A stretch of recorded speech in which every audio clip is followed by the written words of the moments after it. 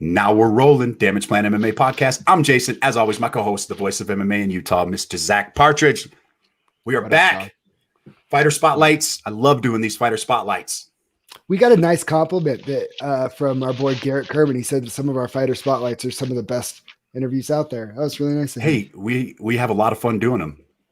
So on this Fighter Spotlight podcast, we are welcoming Mr. Doug Collins, who's going to be fighting August 21st, right, Doug? Yep, August 21st. For the Fusion Fight League up in Montana, right? Yeah, that's right.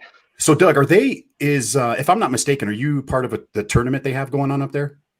No, I'm not part of the tournament. This is just a standalone fight. Okay, all right. Cool. So who are you fighting? Lopez is the last name, is all I got. Okay. And, yeah, sorry, it's been a little vague. I don't have a contract in hand yet. Oh, okay. I don't think there's any ambiguity there, as in like it's set. And I've heard from Roman and the promoter and everyone that everything's set. I just don't have a contract in hand yet. So I was like, well, whatever, whoever it is. There it is. Louis Lopez, Roman says, easy W. There we go. That's who I'm fighting. It doesn't matter, right, Doug? You just line them up. You're going to knock them down. Nah, it really doesn't matter. It's about being busy, going in, putting in work and doing something I love to do. Absolutely. How long have you been training? Long time now. It's got to be near 10 years altogether, kind of spaced out, different injuries and school and stuff. I kind of stopped fighting for a while, and in the past several years I was like, let's go for it, and then turn pro and all that. What's your background, Doug? Training background? I started out as a wrestler. Okay. I was going to guess that. Definitely diversified since then. And man, there's just so many aspects to the game that I love. Like, you can never stop learning fully. And that's kind of what I love about training. I get obsessed. And it's good. You have to be obsessive if you're going to be in this sport, because there's too much to know. That's a good point. Very good point. So, I mean, it looks like you're on a 2-fight winning streak with 2 submissions. Do you consider yourself a little bit of a ground specialist then? Not exactly. I love it. I love jiu-jitsu and I love rolling, and those fights just kind of happen to end up there.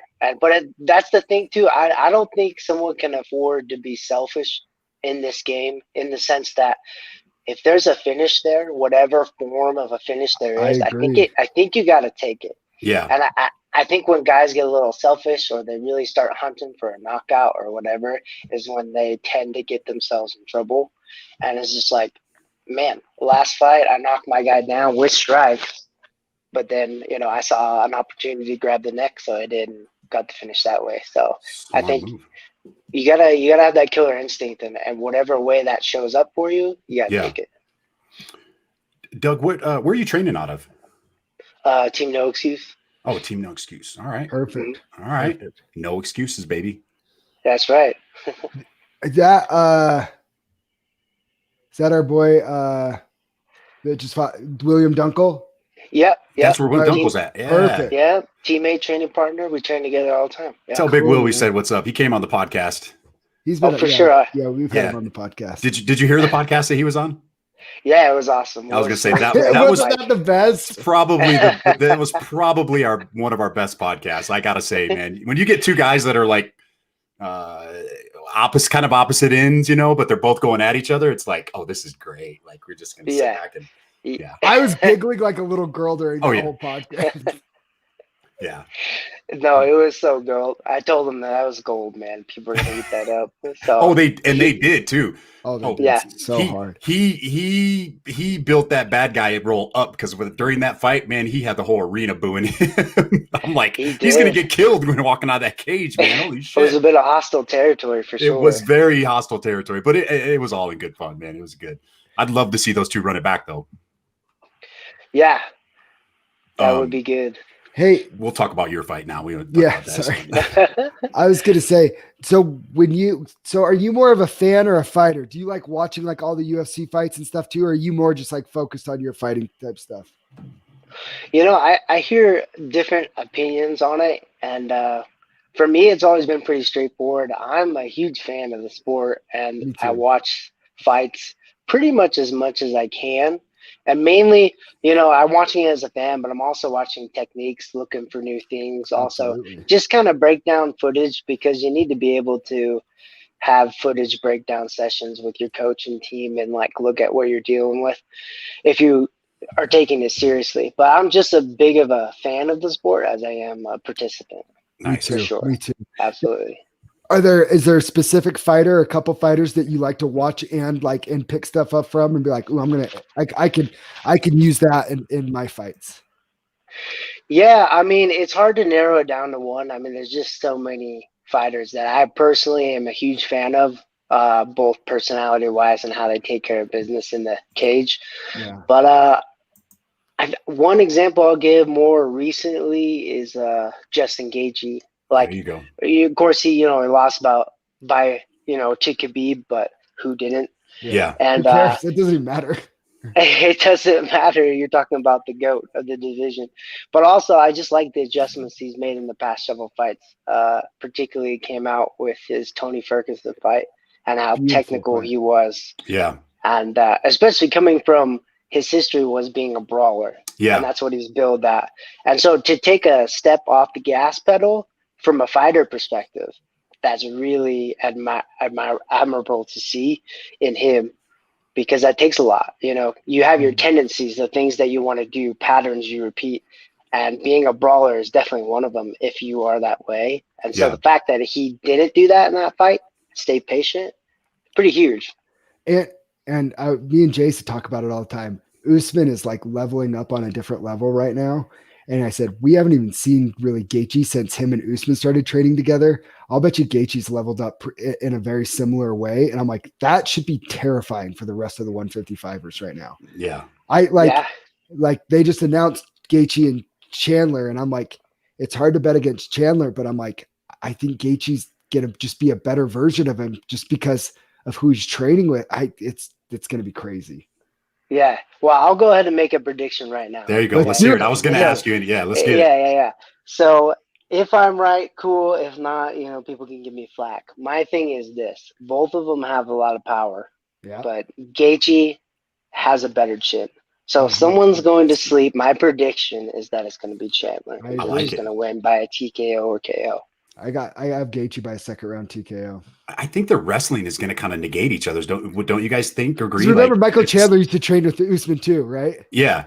We've seen those videos of them wrestling together. But yeah, like you guys said though, with the way Usman and Trevor Whitman and the thing they have going on there in Denver, man, it's a problem. I think you're spot on, Doug. I like it. Are you a gambling man? Are you a gambling man? No, I like to participate sometimes in bets with friends and whatever, mainly to get them to do embarrassing stuff. But I try to stay away from like actually shelling out too much cash. You know what I mean? Yeah, probably a good idea. Yeah, end up like Jason. End up like me. Like, oh yeah. Yeah. No, just kidding.